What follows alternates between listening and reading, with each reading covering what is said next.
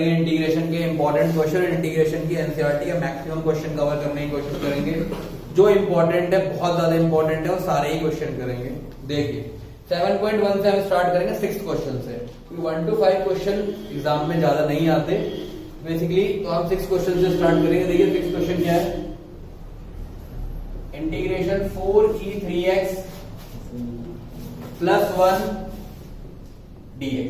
तो जो जो फॉर्मूला यूज होता जाएगा, देखिए फॉर्मूला याद करके आप यूज करने बैठोगे आप यूज नहीं कर पाओगे, तो जो जो फॉर्मूला यूज होगा हम उसे लिखते जाएंगे। तो बेसिकली मेरे पास यहाँ पे फंक्शन है e3x और यहाँ पे प्लस लगा हुआ है, तो मतलब अलजेब्रा ऑफ इंटीग्रेशन भी यूज है और e3x का इंटीग्रेशन भी यूज है। अलजेब्रा क्या कहता है कि अगर इंटीग्रेशन में दो फंक्शन इस तरीके से आपके लगे हुए हैं कि fx + gx dx, तो आप इन पे अलग अलग इंटीग्रेशन लगा सकते, अलग अलग करके इसका इंटीग्रेट कर सकते, ठीक है। तो यहाँ कैसे यूज करेंगे, देखिए i इसे यूज करेंगे, i = 4e3x dx plus integration simple dx। तो इंटीग्रेशन में आप एक चीज देखिए बेटा, अगर e3x आपको केवल उसका इंटीग्रेट करना है जिसके पास x है, 4 उसका मल्टीपल है, तो 4 टाइम मतलब 4 को बाहर निकाल लो, अंदर क्या बचा e3x dx प्लस dx। अब मुझे पता है कि यहां पे मेरे को ex का इंटीग्रेशन होता है ex + c, ठीक है, ex का इंटीग्रेशन। अगर मैं ex के इंटीग्रेशन में यहां पे e3x कुछ पुट कर देता हूं, तो पहले मेरे को e का इंटीग्रेशन देखना, e का इंटीग्रेशन e ही आ जाता है, e3x आ गया सेम, और जो भी यहां पर इसकी पावर है, जैसे यहां पे 3x है, तो इसके डेरिवेटिव से करना है आपको डिवाइड, इसके डेरिवेटिव से करना है आपको डिवाइड, और बाकी +c। तो ये रहा इसका आंसर। तो किस तरीके से सॉल्व करना है, अगर यहाँ पे x की जगह 3x है तो उसके डेरिवेटिव से करना है आपको डिवाइड। अब यहाँ पे इसका इंटीग्रेशन क्या हुआ, 4 टाइम e3x/3, ठीक है। एक और इंटीग्रेशन है, बेसिकली आपका मन है तो आप इसके लिए लिमिट लगाओ, इसके लिए आप constant of integration c1 use कर सकते हैं और इसके लिए c2, और बाद में दोनों को ऐड करके आप c लिख लीजिए कि c1 + c2 = c, क्योंकि दोनों ही कांस्टेंट है। या फिर डायरेक्ट इसका काम करिए, डायरेक्ट dx का इंटीग्रेशन होगा x, क्योंकि यहाँ पे 1 है। अब ये कैसे हुआ, देखिए बेसिकली 1 को हम लिखते हैं x⁴ dx, ठीक है, और x एंड dx का फॉर्मूला क्या होता है, xn + 1/n+1, तो मतलब x⁴ 0 + 1/0 + 1, तो नेट आंसर बचा x। तो कहीं भी अगर 1 का इंटीग्रेशन करेंगे तो x आ जाएगा, या वो वेरिएबल आ जाएगा जो वहां पे लिखा है। तो dx का इंटीग्रेशन हो गया x, और लास्ट में हमने लगा दिया +c। तो सिंपल इंटीग्रेशन से हमने पहला क्वेश्चन शुरू किया है। अब देखिए जब पहले आपके क्वेश्चन है, जैसे मान लीजिए पहला क्वेश्चन है sin 2x, तो साइन का डायरेक्ट इंटीग्रेशन फॉर्मूले की शीट आपके हाथ में होगी, कहीं ना कहीं पढ़ते ही होगी। तो sin x का क्या होता है, -cos 2x। पहले आपको साइन का देखना, उसके आगे क्या लगा हुआ उसका मतलब ही नहीं है, वहां 3x भी हो सकता है, वहां 100x भी हो सकता है, वहां 200x भी हो सकता है, वहां कुछ भी हो सकता है। तो यहाँ पे 2x है तो आपने कहा -cos 2x, और 2x के डेरिवेटिव से, 2x के डेरिवेटिव से जो भी साइन के साथ अटैच्ड है, 2x के डेरिवेटिव से डिवाइड कर दीजिए, और +c constant of integration. Second है जैसे आपका क्वेश्चन cos 3x, तो पहले आपको cos का इंटीग्रेशन पता होना चाहिए। cos का इंटीग्रेशन क्या है, sin, और फिर 3x के डेरिवेटिव से कर दीजिए डिवाइड, तो ये आ गया आपका आंसर। अभी जब हम पार्ट कर रहे हैं, पहले हम इनडेफिनेट का पार्ट कर रहे हैं। इनडेफिनेट का मतलब होता है कि वहां पे जैसे सी हम लगाते हैं तो सी ही पहचान है इनडेफिनेट की, कि ठीक है। जैसे आप इनडेफिनेट को समझ सकते हो कैसे, कि आपके सामने x² है, इसका इंटीग्रेशन करते हो तो आप लिखोगे कि x² dx का इंटीग्रेशन अभी बताया था xn + 1 2 + 1/2 + 1, मतलब x³ 3। मैं लगाया यहाँ पे +c, क्या लगाया, +c। अब मैं एक बात देखता हूँ कि x³ 3, c की जगह 1 पुट करता हूं, मैं 2 पुट करता हूं, मैं 3 पुट करता हूं। देखिए बात बताने को मैं आपको ये बता सकता हूं कि ये एंटी डेरिवेटिव होता है, ये डेरिवेटिव का उल्टा होता है इंटीग्रेशन। लेकिन वो आपको पेपर में नहीं पूछ रहा ना। तो जानकारी लेके क्या करना, जानकारी आपको क्वेश्चन की होनी चाहिए, क्वेश्चन कर लीजिए जितने कर सकते हो, इसके मेथड आपको पता होना चाहिए। आप इसका डेरिवेट करिए जरा, तो एक्स क्यूब का डेरिवेटिव क्या होता है 3x² अपॉन 3, 1 का क्या होगा कांस्टेंट का 0, अगले वाले का क्या होगा 3x² अपॉन 3, 2 का भी 0, 3x² अपॉन 3, 3 का भी 0। तो यहाँ पे 1 2 3 आप कुछ वैल्यू रख सकते हो, यहाँ पे इनफाइनाइटली आप कोई वैल्यू पुट करोगे, डेरिवेटिव करते में वो वैल्यू हट जाएगी, 0 हो जाएगी। तो ये हमें नहीं पता कि हमने किसका एंटी डेरिवेटिव किया है। इंटीग्रेशन को क्या बोलेंगे एंटी डेरिवेटिव। देखो इंटीग्रेशन में वैल्यू है x³ अपॉन 3 प्लस c।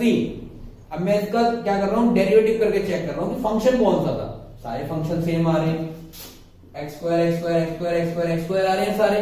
तो आपको यहाँ नहीं पता कि c यहाँ पे +1 के लिए आया है, 2 के लिए आया है या 3 के लिए, इसलिए c लगाते हैं। c बताने का मन भी नहीं था, ठीक है, इतना ज्यादा इंपॉर्टेंट नहीं है। बस ये याद रखना इंडेफिनेट के साथ सी आता है, मतलब जहां पर ये अपर लिमिट और लोअर लिमिट नहीं दे रखी होती, बाउंड्री नहीं दे रखी होती, वहां पे क्या आता है सी लगाते हैं, ठीक है। इसके बाद देखिए 7th क्वेश्चन करेंगे। 7th question is integration x² 1 minus 1 upon x² dx। x² का अंदर भेज दीजिए, क्या बचेगा x² इससे मल्टीप्लाई होगा तो 1। अभी बताया था x² का xn+1 अपॉन n+1 और 1 का x, ये मैंने पिछले क्वेश्चन में भी बताया आपको। और लास्टली जब आप क्वेश्चन को खत्म करोगे, इंटीग्रेट कर दोगे दोनों का, तो plus c। 8th question ax² plus bx plus c। देखिए मैंने पिछले क्वेश्चन से इस क्वेश्चन में ट्रांजिशन की थी, मैंने दोनों को उसमें अलग किया था, यहाँ पे मैंने अलग नहीं किया। तो अलग करो या सेम रखो, ये आपकी मर्जी है, आपको इंटीग्रेशन में प्रॉब्लम नहीं होनी चाहिए। ऐसे देखो मैंने इसे अलग नहीं किया, मैं इसे अलग कर लेता हूँ, इसमें कोई दिक्कत नहीं है, ठीक है। जैसे मैं a को बाहर रखूं x² dx, ये अलग हो गया। फिर b को बाहर रखा, b क्यों बाहर रखा, b not the part of integration, because integration में x के रिस्पेक्ट में कर रहे हैं, वेरिएबल के रिस्पेक्ट में, b कांस्टेंट है, ठीक है। ये कह रहा है b टाइम x, तो b को बाहर निकाल लिया, प्लस c इंटीग्रेशन dx। तो a x² का क्या होगा x³/3, b x का क्या होगा x²/2 प्लस c x। यहां पे आप c बड़ा डाल दीजिए, ठीक है। बड़े c से क्या कि ये कांस्टेंट है, ये कांस्टेंट ऑफ इंटीग्रेशन। c की जगह आप d भी डाल सकते हो, पर d को आपको वहां पे डिफाइन करना पड़ेगा, where d is constant of integration, ठीक है। उसके बाद 9th क्वेश्चन मैं आपके लिए दे रहा हूं, उसे करिएगा सॉल्व।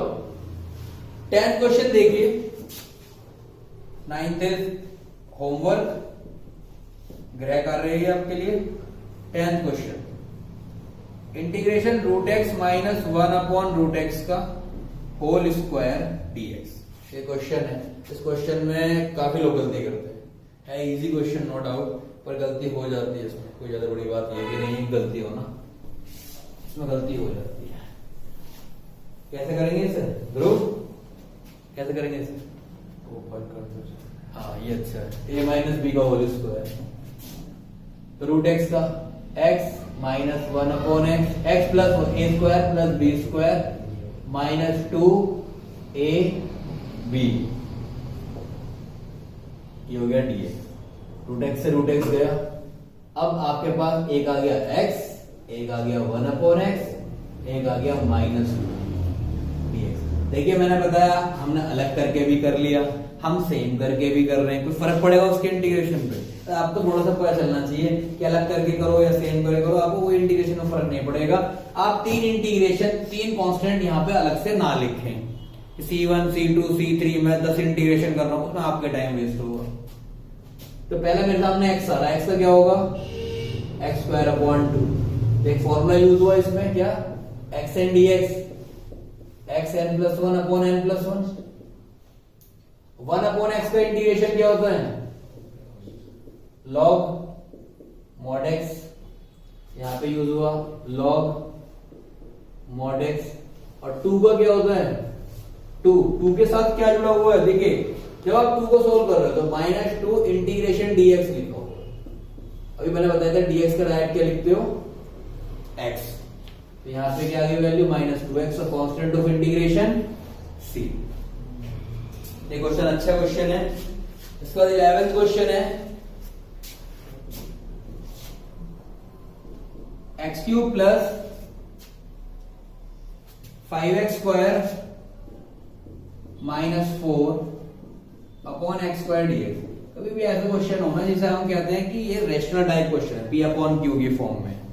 तो नीचे अगर सिंगल डिजिट है तो हम डायरेक्टली इसे क्या करते हैं, तीनों में इक्वल इक्वल बांट देते हैं। कैसे, x³ upon x² plus 5x² upon x² minus 4 upon x² dx।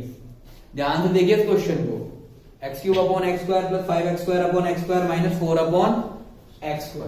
x² से पावर क्या बचेगा, x, यहाँ क्या बचा 5 और यहाँ क्या बचा 4 अपॉन x² dx। एक बार और देखते जरा, x प्लस 5 और x की पावर को हम ऊपर ले जाएंगे तो डिनोमिनेटर मेरा खत्म हो गया बिल्कुल। अब करते हैं इंटीग्रेट, x का क्या होगा 5 का क्या होगा 5, जैसे अभी 2 का क्या हो गया 2x। dx का x होता है, इतना याद रखना है। बस यदि मैं 5 के साथ dx को ले जाऊंगा तो मैं क्या लिखूंगा इसे 5 टाइम इंटीग्रेशन dx। तो जहां भी 5 दिख रहा है इंटीग्रेशन लगा ही हुआ है, 5 का क्या होगा 5x। अब देखिए मैंने यहाँ साइड में लिख देता हूँ कि x की पावर -2 का क्या होगा nx n-1। अच्छे तो डेरिवेटिव होता है, ये गलती ना कर देना बिल्कुल भी। आप इंटीग्रेशन कर रहे हो, डेरिवेटिव नहीं कर रहे, तो क्या होगा x n+1 अपॉन n+1। तो x तो -1 और इसकी वैल्यू भी क्या आएगी -2 + 1 की -1। तो ये वैल्यू आई -1 अपॉन x। ये इंपॉर्टेंट है, इसे जरा लिख भी लीजिएगा, क्योंकि कभी कभी ना जैसे अब डायरेक्ट पूछे था x की पावर -2 तो हमें पता होना चाहिए। -4 तो 4 टाइम्स है, 4 को मैंने अभी कहीं नहीं लिखा, 4 आ गया। x की पावर -2 का इंटीग्रेशन क्या -1 अपॉन x, कितना है -1 अपॉन x प्लस c। ठीक है, प्लस c। आप चाहोगे इन स्टेप्स को यहाँ पे दिखा भी सकते हो। ठीक है, माइनस माइनस क्या हो जाएगा ये plus 5x plus 4 upon x plus c। एक बेहतरीन क्वेश्चन था, नो डाउट। इसके बाद हम क्वेश्चन लेंगे 12th क्वेश्चन, क्योंकि उसमें थोड़े रेशनल रूट्स हैं। रूट x आ गया वहां पे।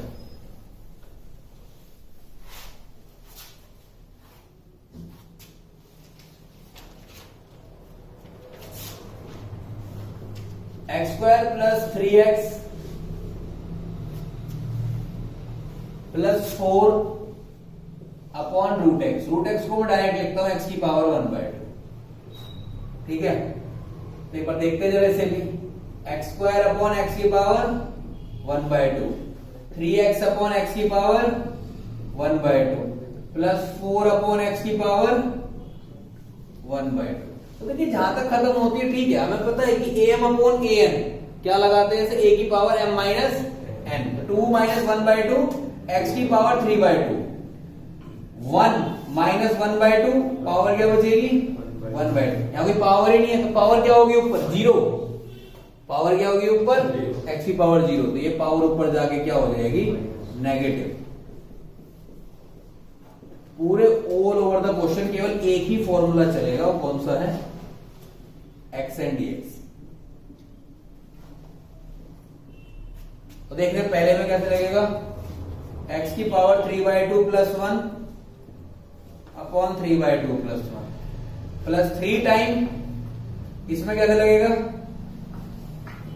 बंद करते चलिए साथ के साथ, x की power 1/2 plus 1 upon 1/2 plus 1 plus 4 time x की power -1/2 plus 1 upon -1/2 plus 1 plus c। तो यहां क्या हुआ देखिए, x की पावर 5/2, नीचे क्या आएगा 5/2, 3 टाइम x की पावर 3/2, यहां भी क्या आया 3/2, 4 इंटू एक्स की पावर 1 माइनस 1/2 1/2, नीचे भी क्या आया 1/2 प्लस सी। अब इस 5/2 डिनोमिनेटर में, न्यूमरेटर में आके 2/5 हो गया, ऐसे ये हो गया 2/3, 3 इंटू 2/3 एक्स की पावर 3/2 प्लस 2 ऊपर आएगा, 2 4 8 एक्स की पावर 1/2 प्लस सी, इससे कट जाएगा। ये हो गया आपका आंसर। ये अच्छा क्वेश्चन है, थोड़ा सा प्लीज नोट कर लीजिएगा क्योंकि रूट में सॉल्व हुआ है क्वेश्चन, ठीक है। क्वेश्चन क्या है इसका बेटा, x³ minus x square plus x minus 1। इसमें आप चाहे तो अपनी डिवाइड वाली कलाकारी दिखा सकते हैं। शॉर्ट ट्रिक क्या होगी इसकी, पहले दो में से एक्स स्क्वायर कॉमन ले लो, फिर अगले में से 1 कॉमन ले लो, तो क्या बचेगा x माइनस 1। तो फैक्टर के तौर पे यूज करेंगे इसे पूरा। तो ऊपर से आप x माइनस 1 पहले कॉमन ले लीजिए, क्या बचेगा बाहर, एक्स स्क्वायर प्लस 1, फिर यहाँ पे x minus 1 dx, x minus 1 से x माइनस 1 गया, एक्स स्क्वायर का इंटीग्रेशन क्या होगा, x³ 3 और 1 का क्या होगा, simple x plus C. That is the end of this question. आप चाहो तो बहुत लंबा कर लो इसे, पहले इसका डिवाइड अलग से लिखो फिर करो, वो आपकी choice. 14th question, integration 1 minus x root x dx। पहले आप 1 की मल्टीप्लाई करिए रूट एक्स में, तो ये क्या होगा, रूट एक्स, फिर x की करोगे तो x root x, x root x। देखिए इधर रूट x का मतलब तो होता है x की पावर 1/2, x रूट x का क्या होगा, x की पावर 3/2। तो लिख लीजिए इसे, x की पावर 1/2 माइनस x की पावर 3/2 dx। x की पावर 1/2 का इंटीग्रेशन फॉर्मूला वही लगेगा, x n+1 upon n+1, 1/2 plus 1 1/2 plus 1, x की पावर 3/2 प्लस 1 अपॉन 3/2 प्लस 1। मैंने लास्ट में बता दिया कि आप ये कैसे सॉल्व कर सकते हैं, थोड़ा ट्राई करिए। यहाँ पे इसका सम 1/2 प्लस 1 3/2 आएगा, जो कि ऊपर जाके 2/3 हो जाएगा, ठीक है। नेक्स्ट क्वेश्चन देखिए, इसी की एक्सटेंशन है। 15th question, integration root x को लिखोगे x की power 1/2, 3x square plus 2x plus 3 dx, ठीक है। इसे कैसे सॉल्व करेंगे देखिए, पहले आप x की पावर 1/2 को अंदर भेज दीजिए, 5/2। क्वेश्चन है 15, x की power 1/2, 3x square plus 2x plus 3, x की पावर 1/2 को पहले अंदर मल्टीप्लाई करेंगे, तो पहले हम पावर्स को ऐड करेंगे, फिर सारी पावर्स को ऐड करने के बाद हम इसका इंटीग्रेशन में भी एक ही फॉर्मूला चल रहा है हमारा, बेसिक बिल्कुल, xn dx xn+1 upon n+। 5/2 plus 1 7/2। थोड़ा फास्ट फॉरवर्ड करता हूं इस समय, आप आराम से करते रहिएगा। 2 टाइम x की power 3/2 plus 1 5/2 upon 5/2, 3 time x की पावर 1/2 प्लस 1 3/2 अपॉन 3/2, और there is the additional c over here. Now question number 16। अब थोड़े से हमारे और बेसिक क्वेश्चन आ जाएंगे, बहुत इजी वाले, इजी बीजी। 2x minus 3 cos x plus ex dx। देखिए पहला है हमारा 2x, ठीक है। इसे मैं अलग करके थोड़ा सा 1 मिनट का एक्स्ट्रा टाइम लूंगा इस क्वेश्चन में। 3 टाइम cos x, बेटा आराम से बात करिए, बात भी करनी है, बात करिए क्यों रहे हो। x का क्या होगा integration, x square upon 2, cos x का sin x, फिर ex का ex, और यहाँ पे आएगा ये कैंसिल आउट हो गया। इस तरीके से सॉल्व हो गए। आप डायरेक्ट भी कर सकते हो अगर आपका एक बार इतना अच्छा हो जाए। हाँ 17 क्वेश्चन क्या कह रहा है, 2x square minus 3 sin x plus 5 root x dx। 2x square तो 2 इंटू एक्स स्क्वायर का integration x³ by 3 time sin x का 5 टाइम रूट x का मतलब होगा x की पावर 1/2, और x की पावर 1/2 का 3/2 अपॉन 3/3 x की पावर 3 प्लस c। आपको बस ये सिंप्लीफाई करना है, वो आप कर लेंगे इजीली। डिनोमिनेटर में अगर नंबर फ्रैक्शन में लिखा है तो जैसे वो न्यूमरेटर में जाएगा ऊपर तो वो क्या हो जाएगा, रेसिप्रोकल हो जाएगा। क्या हो जाएगा वो, रेसिप्रोकल। अब देखते हैं अगला क्वेश्चन हमारा 18th क्वेश्चन है, हम सॉल्व कर लेते हैं 18th क्वेश्चन को। 18th क्वेश्चन है integration sec x plus tan x dx। तो integration sec square x dx plus integration sec x tan x dx। तो देखिए sec स्क्वायर x का इंटीग्रेशन डायरेक्ट होता है। Integration of sec square x, चाहे आप यहाँ लिख भी लीजिए तो दो फॉर्मूले आपके यहाँ तैयार हो जाएंगे। इसका होता है क्या, tan x प्लस c, और sec x tan x का क्या होता है।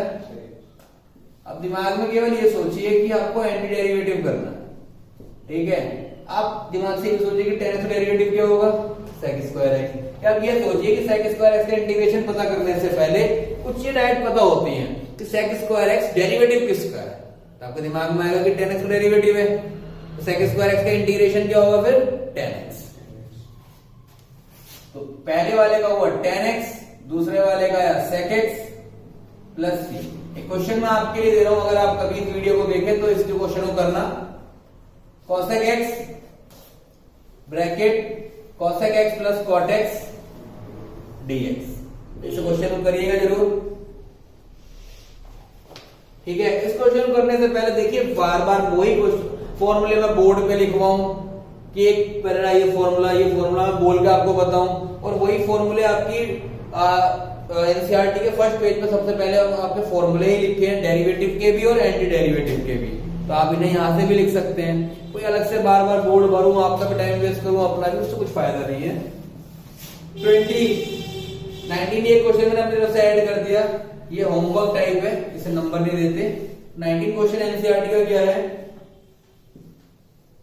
sec square x upon cosec square x dx। sec square x को हम क्या लिख सकते हैं, 1 upon cos square x, cosec square x को 1 upon sin square x dx, which is equal to sin square x ऊपर जाएगा upon cos square x dx। sin square x upon cos square x dx बन गया है।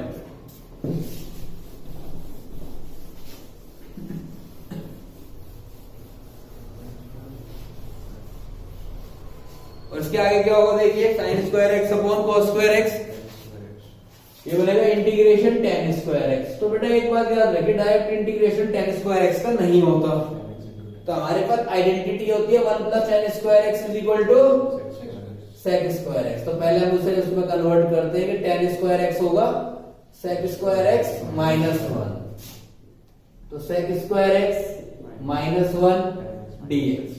sec square x का integration tan x 1 का x plus c, tan x minus x plus c। एक बार देखिए, अगर आपने इसको सॉल्व कर लिया उसके बाद आप कहीं भी tan स्क्वायर x आता है तो डायरेक्ट भी याद रख सकते हो कि tan स्क्वायर x का इंटीग्रेशन होता है tan x minus x। Last question 20, integration 2 minus 3 sin x upon cos square x, शायद cos स्क्वायर x dx। तो पहले से अलग अलग डिवाइड कर लीजिए, 2 upon cos square x minus 3 sin x upon cos square x, और यहाँ पे क्या आएगा dx। cos स्क्वायर x को ऊपर लेके जाओगे तो 2 time 1 upon cos square x, मैंने दोनों का इंटीग्रेशन अलग कर लिया, तो sin x upon cos x। देखिए sin x upon cos square x है, तो cos स्क्वायर x को ब्रेक कर लीजिए cos x into cos x में, तो sin x upon cos x tan x और 1 upon cos x sec x। तो क्या बना, sec x tan x, sec x tan x, तो minus 3 time sec x tan x dx।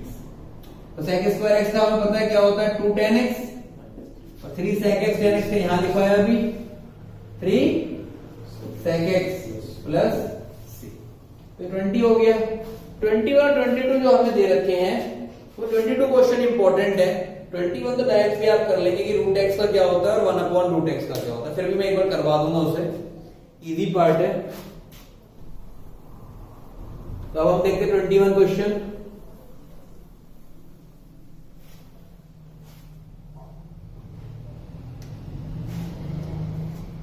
Question है integration root x plus 1 upon root x dx। Root x का मतलब क्या होता है? एक्स की पावर 1/2 और 1 अपॉन रूट एक्स मतलब एक्स की पावर -1/2 dx। तो 1/2 का 1/2 plus 1 upon 1/2 plus 1 plus x की power -1/2 plus 1 upon -1/2 plus 1 plus C. तो एक्स की पावर 3/2 अपॉन 3/2 और एक्स की पावर 1/2 अपॉन 1/2 प्लस सी। क्वेश्चन खत्म हो गया। इसको आप ऊपर ले जाएंगे तो ये 2/3 बनेगा, इसको ऊपर ले जाओगे तो 2 टाइम्स बनेगा। 22 and last question which is MCQ form. dy dx ऑफ fx, बोलिए जरा एक बार बच्चे क्या क्वेश्चन है? dy dx ऑफ fx cube minus 4x cube minus 3 upon such that f2 is equal to 0। तो आपका fx क्या होगा आपको ये पता करना है। कि बहुत ही देखिए इजी क्वेश्चन है, कुछ ज्यादा हार्ड क्वेश्चन नहीं है ये, ठीक है। इसमें बहुत कम ही आपको दिमाग लगाना है। आपको देखिए यहां रखा dy dx। अभी हम इंटीग्रेशन को स्टार्टिंग से क्या बोलते हैं? Anti derivative. क्या बोलते हैं? Anti derivative. अगर मैं दोनों साइड का क्या कर लूं? इंटीग्रेशन करूं, क्या बोलूं इसे? Integrating both sides. With respect दिखाने की जरूरत नहीं है, विद रिस्पेक्ट टू एक्स। यहां पे एक ही वेरिएबल है एक्स, तो उसी के रिस्पेक्ट में होगा। Integration dy dx fx dx is equal to integration 4x cube minus 3x की पावर -4 dx। मैं x की पावर 4 को ऊपर ले गया तो x की पावर क्या हो जाएगी? -4। देखिए इंटीग्रेशन से डेरिवेटिव क्या होता है? हट जाता है। इंटीग्रेशन डेरिवेटिव क्या होता है? हट जाएगा। तो ये डेरिवेटिव इस इंटीग्रेशन को हटा देगा, तो यहाँ पे क्या बचेगा? Simple fx। इस इंटीग्रेशन के लिए तो यहाँ dx आया है और इसके डेरिवेटिव के लिए d अपॉन dx है। जैसे इंटीग्रेशन और डेरिवेटिव दोनों एक साथ आएंगे तो क्या कर देंगे? नलिफाई हो जाएंगे दोनों। तो क्या बचेगा यहाँ पे? fx। 4x क्यूब का इंटीग्रेशन क्या होगा? 4 इंटू एक्स की पावर 4 अपॉन 4 माइनस 3 एक्स की पावर 4 प्लस 1 माइनस मतलब -4 plus 1 upon -4 plus 1 plus C. तो fx किसके इक्वल आया? ये कट गया इससे, x की पावर 4 -4 प्लस 1 किसके इक्वल होगा? -3। तो ये माइनस माइनस प्लस और 3 से 3 कट जाएगा। क्या पावर बची इसकी? x की पावर -3 प्लस c। ये वैल्यू आ गई।